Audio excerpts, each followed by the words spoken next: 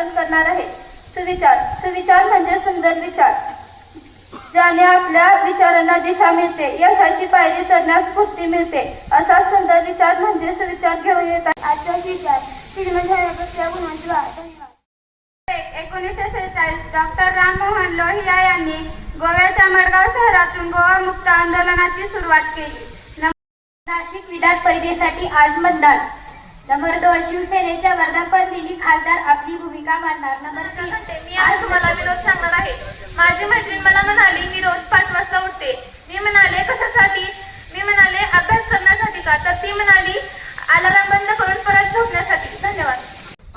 असे काय आहे जे कितीही पाऊस आला तरी भिजत नाही?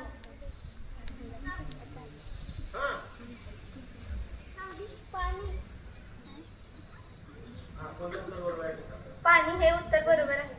आज मी तुम्हाला बोधकथा सांगणार आहे. बोधकथेचे नाव वेळेचे महत्त्व. एका विद्यार्थ्याने परीक्षेच्या आधी अभ्यास करायचा विचार केला, पण तो सतत वेळ वाया घालत होता.